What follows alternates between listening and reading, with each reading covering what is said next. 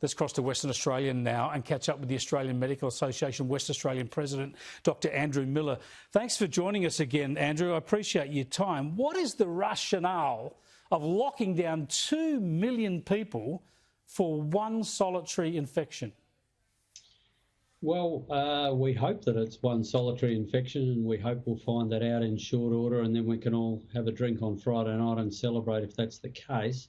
Unfortunately, Western Australia, the community is pretty complacent. We're not living in a COVID world like the rest of the world and the East Coast. We haven't been through community spread for 10 months. So in that context, I think the authorities are realising that social distancing and mask wearing and getting mass testing done is all very new over here. So to invest 5 days in making sure we get our contact tracers ahead of what is a pretty widespread circuit of the city that this virus may have done, the new UK variant, is one way of approaching it. This might not work for other states, but I tell you what, if democracy means anything in Western Australia, this approach is pretty popular. Well, going by opinion polls, as if that's one way to measure any decision or politics. The point is that 2 million people have been locked down for a week. There is one case, you know who the person is, you know where they got the infection from, and it's just appalling public policy to go through this sort of a sledgehammer approach, isn't it? There's an enormous amount of trauma and inconvenience caused to a lot of people. Well, it's certainly true that there's a lot of inconvenience to a lot of people for the next 5 days. It's an extra week of the school holidays, and I'm sure some parents will be pretty much tearing their hair out by the end of this week. And the other way to go would be to try and lock down a certain area and try and test and trace those people. But Western Australia is not used to that approach.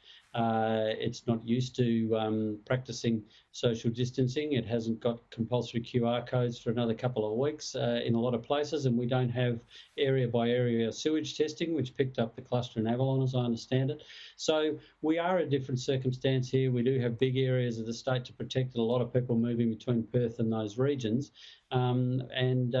So whilst it might not be New South Wales' approach, that doesn't mean that it won't necessarily be successful and it'll be over with by Friday. Well, it's pretty easy to be successful. You've got one case, you lock the joint down. Of course it's going to be successful. The point is whether or not it's proportionate and whether this sort of public health response is sustainable. What do you do when you get another infection in 3 weeks? Lock down again?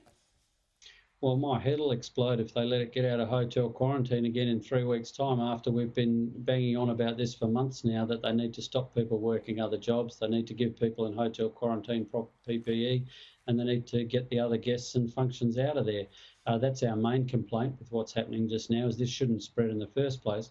Isn't it sorry to jump in there, but isn't it unrealistic, and I've spoken to lots of medical experts about this, with something that is highly contagious? Of course you've got to do your best in hotel quarantine, but there's bound to be episodes where the infection does escape. The idea is make sure you get onto those and contain them quickly.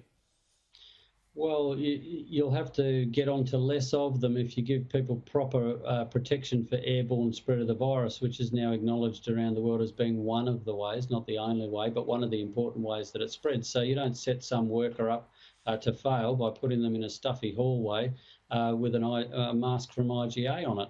And then you've got to, even if all you're doing is contact tracing and testing from there, that's still an awful lot of resource that could have been saved with a $7 mask. So I'll make it as safe as it can be within reason, and then we'll talk about how to deal with the outbreaks after that.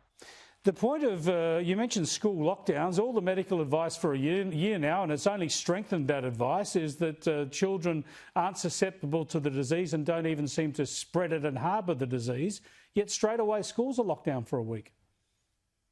Well, that's not the scientific information that I have about children. It certainly causes severe disease in less proportion of children, but there are children in ICU around the world at the moment, and there are some who've died of the disease. So it's not completely benign in that group, and also the thought early on in the pandemic that they don't spread it at all has proven to also not be true. So I think that it's very difficult just for these 5 days at the end of the school holidays to lock down the community in the way that our system wants to and still have the schools open.